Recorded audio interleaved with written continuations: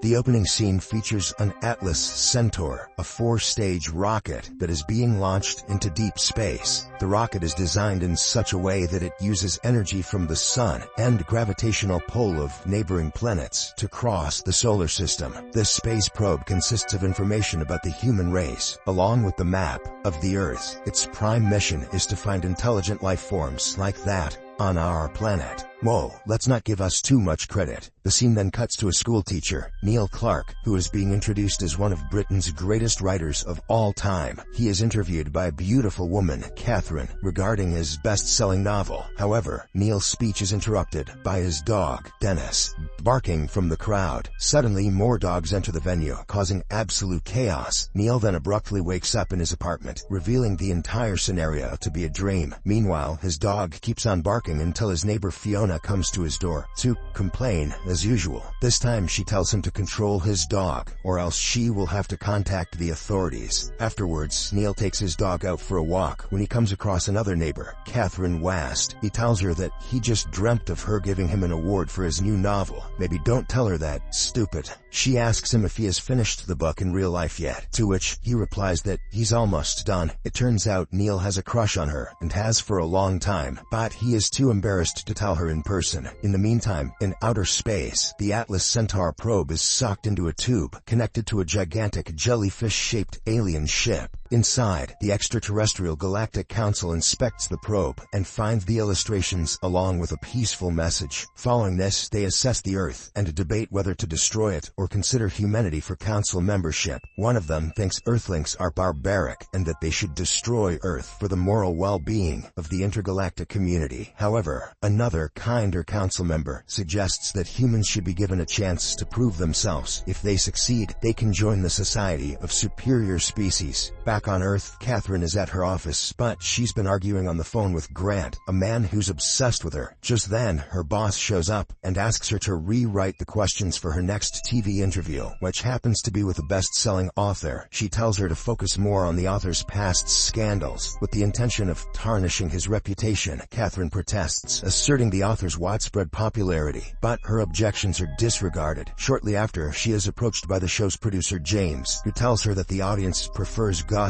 and character assassination over general interviews. In space, the Galactic Council makes a decision to conduct a test. They'll select a random human and give them limitless power to do absolutely anything. If this chosen individual utilizes these powers for good, humanity will be embraced into the Council. Otherwise, the entire planet will be destroyed. We're doomed. The Council then randomly selects Neil as Earth's representative, granting him 10 days to demonstrate that the planet is worth saving. After this, they transfer the extraordinary powers to Neil, who just fell off his bike due to a van. Unaware of his new power, he curses the van driver, causing the vehicle to go out of control. On the other hand, Catherine meets with her best friend Rosie at a cafe and confides in her about Grant. In response, her friend suggests considering Neil, whom she also thinks is likable. Meanwhile, Neil arrives at school late due to his accident. He tries to slip past the principal's office unnoticed, but is caught. The principal, frustrated by his habitual tardiness, reprimands him and wishes to replace him if he could. Neil then proceeds to his classroom, but he hesitates to enter when he sees his rowdy students. Later on, he has his lunch with his colleague, Ray, who seems to be upset because he's unable to impress his crush, Dorothy. He then asks Neil about one thing he would do if he had unlimited power. Our hero humorously mentions, make his dog regurgitate his notes that he swallowed. Unbeknownst to him, Dennis actually throws up the notes that magically become intact. He adds that if he really wanted to improve his life, he'd have alien spaceships destroy the classroom of students that he hates. All of a sudden, they hear a loud explosion. Upon rushing to check, they see that the classroom is indeed destroyed. In the aftermath, Neil returns home and starts talking to Dennis. He says that the incident was just a coincidence because he wouldn't harm anyone if given the power. To prove that he's powerless, he casually orders his dog's mess to clean itself. Much to his surprise, Dennis's poop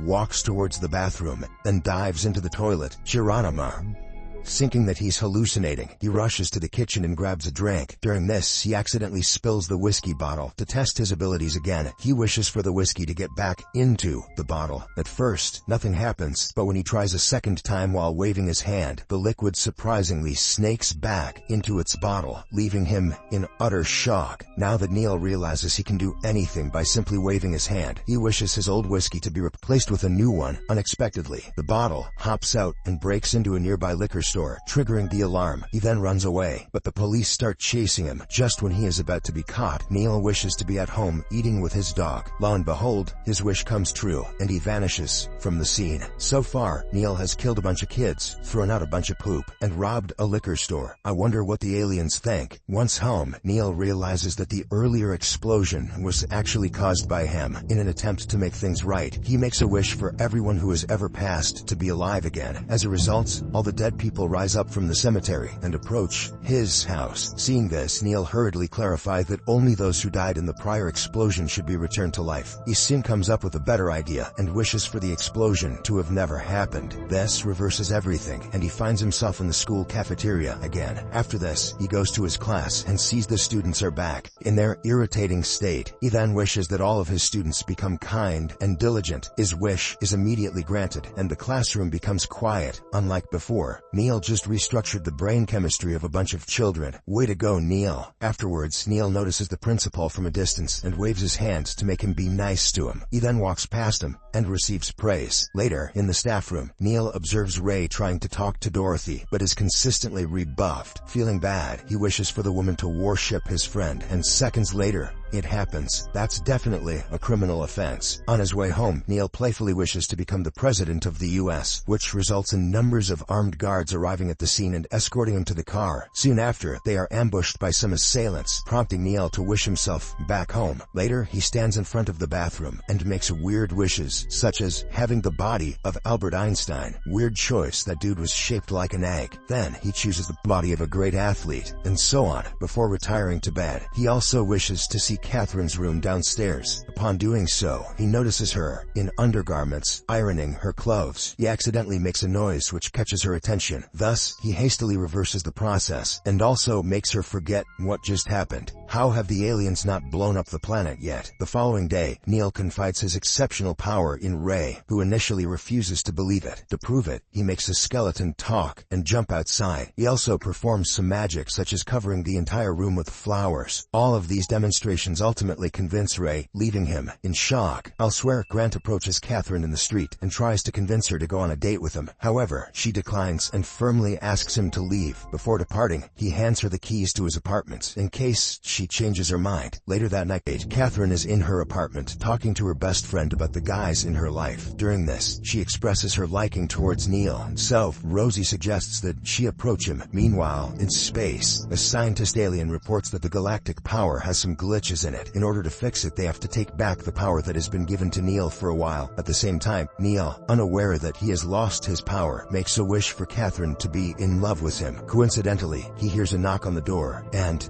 it's Catherine. She unexpectedly kisses him, and the two end up spending a night together. Unbeknownst to them, they're being watched by the stalker, Grant. The next morning, the alien scientist fixes the power glitch and returns it to Neil. Upon waking up, Neil alters the rainy weather to sunny and has his clothes dress him. While having breakfast, he uses his power to give his dog the ability to speak. Dennis then starts talking about his favorite biscuit and also expresses how much he loves Neil. "Ride hump ya if you'd let me, Neil." Not long after, Catherine shows up and apologizes to him for her unexpected behavior last night. Just then, she hears Dennis's voice from the toilet, and Neil pretends that he is a plumber. However, when the dog screams, "I love you," Catherine believes that Neil is gay, prompting her to storm off in anger. In an attempt to explain himself, he follows her and wishes to be on the same bus that she's on. However, he ends up on the bus roof and quickly revises his wish. In the meantime, Ray sees Dorothy worshipping him in her lab, along with some other disciples. Realizing that it's all done by Neil, he rushes in search of him. Shortly after, he catches him exiting the bus. He tells him to make things right, but because Neil is in a hurry. He turns Ray into a sausage and continues to follow Catherine. He tries to explain everything to her, but the latter doesn't listen and leaves. Neil then finally reverts his friend back to his original form.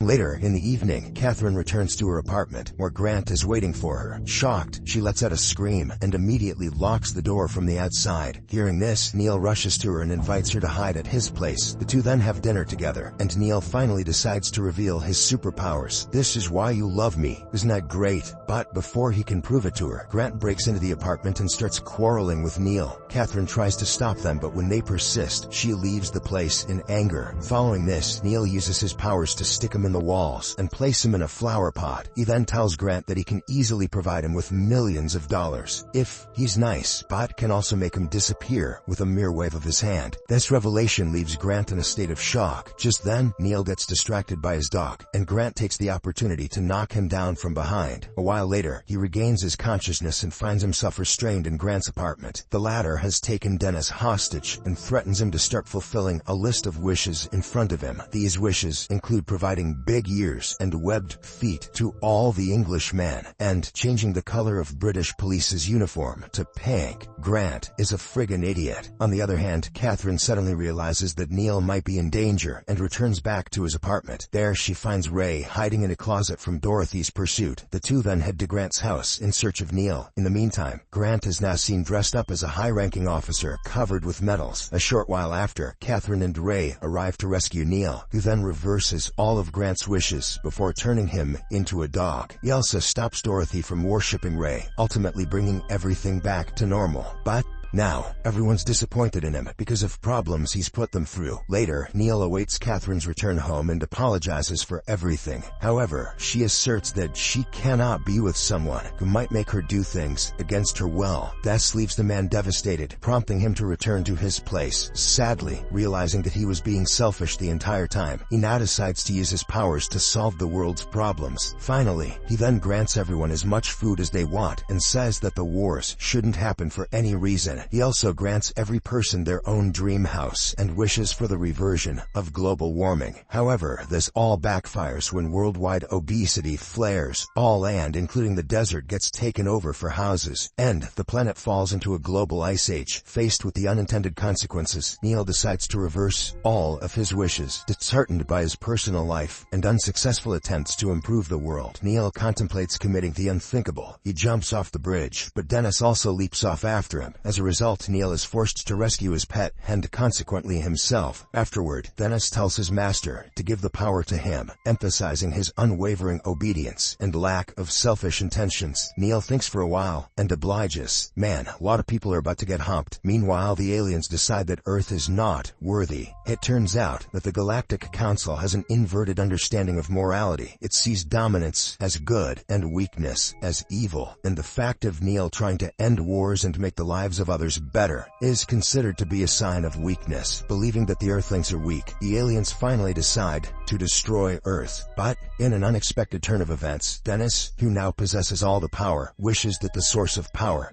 be destroyed. This results in the destruction of the alien spaceship, as well as the associated planets, reverting Neil back to his apartment. The next day, Neil, now without the powers, musters the courage to ask Catherine out for dinner. Much to his elation, she accepts his proposal. On the other hand, it's revealed that Dennis still retains the powers, since he only wished for the source of the power to be destroyed, not the powers themselves. Is the genocide of the alien species really a happy ending? I don't know.